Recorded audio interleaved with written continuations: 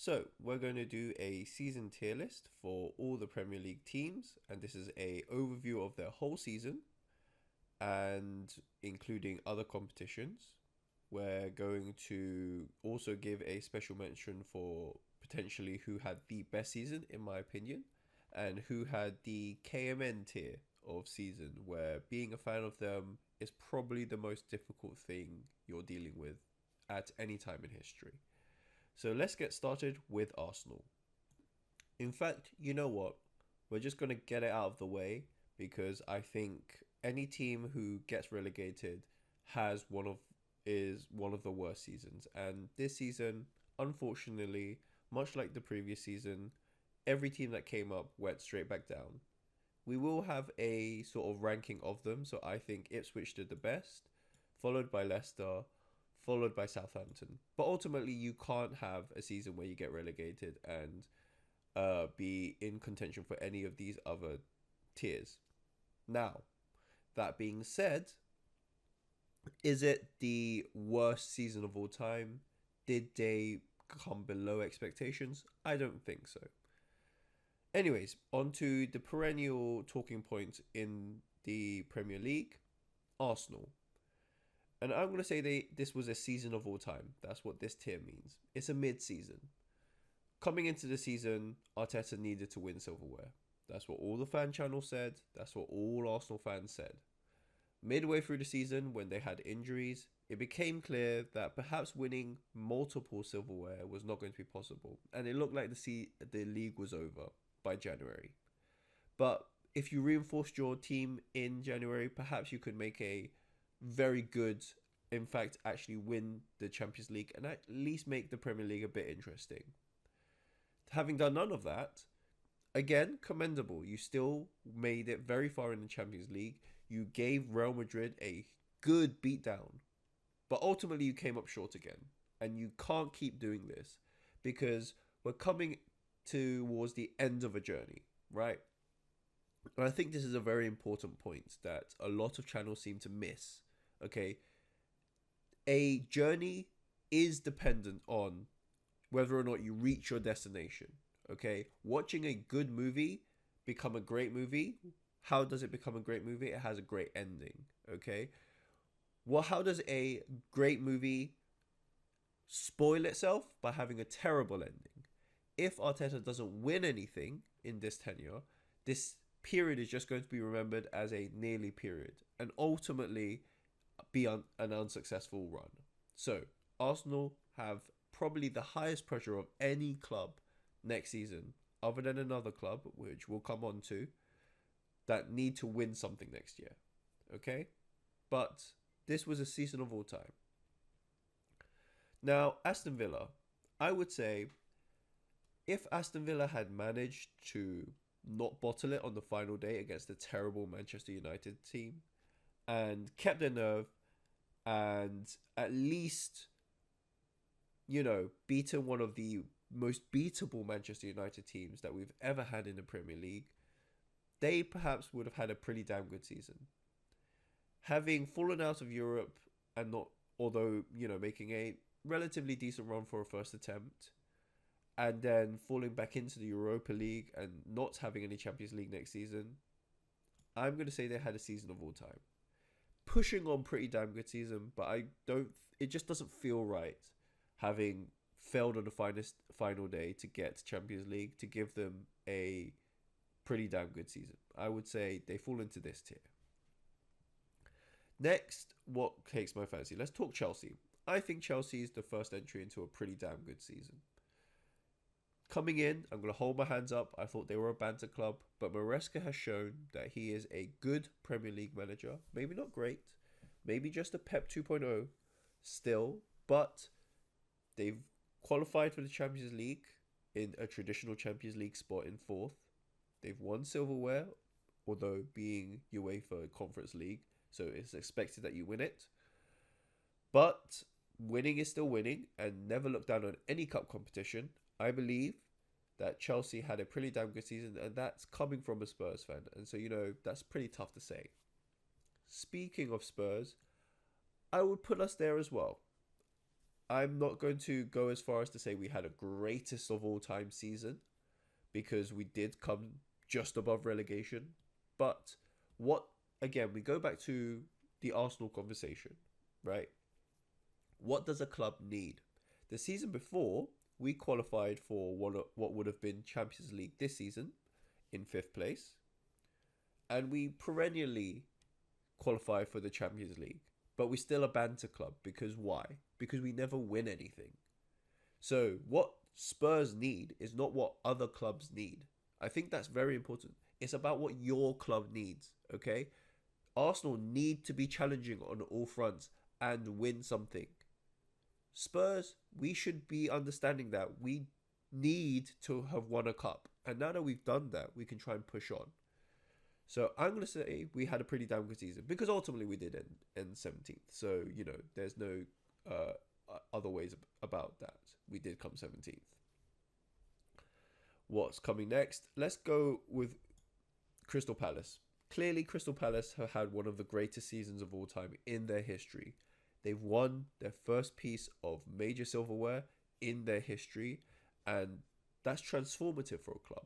They're now in the Europa League spot alongside Aston Villa, and they have a good chance of winning it, as a lot of the Premier League clubs do. So I'm going to say congratulations, Crystal Palace. You're in the running for having the number one season of all of the Premier League. And apologies in advance if I sound very nasally. I am quite congested currently. Now, Manchester City, I think, is one of the clubs that has room for improvement. Let's be very honest. Manchester City should be challenging for silverware in the major honours every single season. And the only major final that they were in was a FA Cup final, which they lost. They came third and quite uninspired, although they pushed Arsenal quite close towards the end. But ultimately, a third place finish and a single final in a domestic cup is not good enough for what Man City expect from themselves. There's room for improvement for them. Now, Bournemouth. I would say midway through the season, they were having a pretty damn good season. But with results not going their way and losing points towards the middle and lower teams, they've ended the season with a season of all time. Yes, probably you could say they had a pretty damn good season, but ultimately they didn't qualify for anything. But, they did lose one of their main strikers to Spurs and beat them. But they've only come ninth and they haven't qualified for anything. So they're bouncing between these two, and I think everyone regresses to the mean. So I'm going to put Bournemouth there. Now, conversely, having finished behind them, I think Brentford have had a pretty damn good season. Thomas Frank, clearly a competent manager. And Brentford, I would say, one of the perennial relegation candidates. If it weren't the three teams who come up, it's normally Brentford who people predicted to go down. And they were nowhere near the drop zone. They were pushing for European qualification.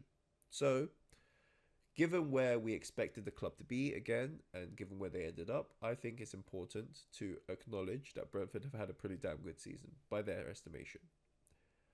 Brighton, however, I would say needs improvement. It's a bit of an anonymous season. They ended up 8th, which I feel like that's always where Brighton end up.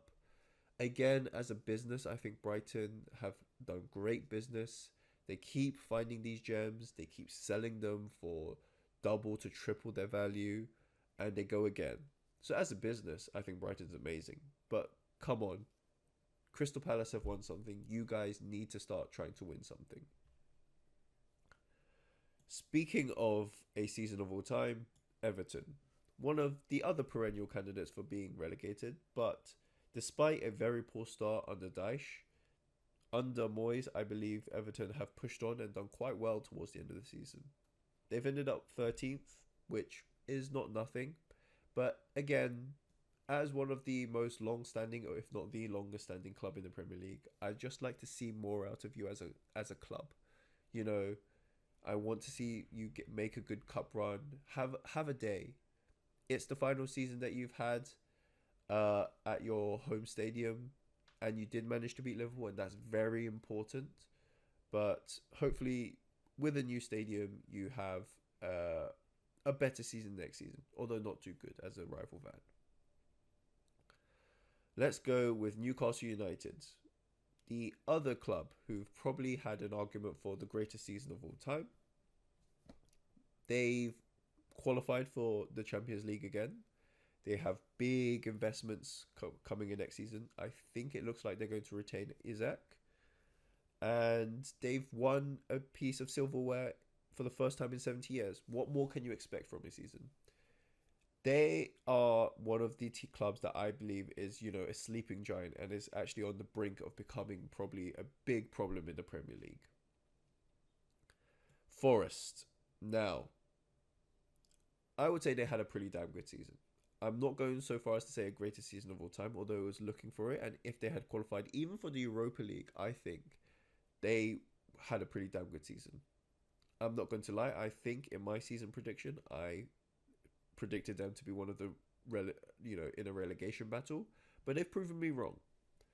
However, they did sour it, and it looks like they're going to be losing a lot of their players, and that there's going to be a change in management soon, given how the tense relationship between Nunos and the owners. So a uncertain summer window, but ultimately a great season. West Ham, I think, had a season that there's room for improvement. They've ended up 14th. Again, it's very tight in the mid-table, to be honest, but quite an anonymous season. I think there were huge expectations when their manager came in. I forget his name, but ultimately they replaced him with Graham Potter, who I think did quite a good job, if I'm honest. But ultimately, it ended as quite an anonymous season. As did Fulham. I think towards the middle of the season, again, Fulham were pushing for European places, and there's only, I would say, if with Forest being the bar at 65, it ended up being a 9-point gap to them. So, not very close, but I think in the mid-season, Fulham, Bournemouth, Brentford were all in the hunt for potential European qualification, were Forest to have a bigger drop-off than they did, which is why Forest still ended up with a pretty damn good season. But ultimately, tailing off and having an anonymous end to the season, I think puts you in having a mid-season. I would say Wolves have room for improvement. You've just lost your striker, but you've got a good amount of capital now. Every single season, it seems like you're in a relegation battle. And you can't be so close to relegation battle without making one of two choices. Either you do what Brentford do and Forest have done and charge your way up the table, or you get relegated and you go again. And I would say the second option looks like it's probably one of the harder options, and I would recommend that you try to make your way forward and try and push on to become at least a mid-table club.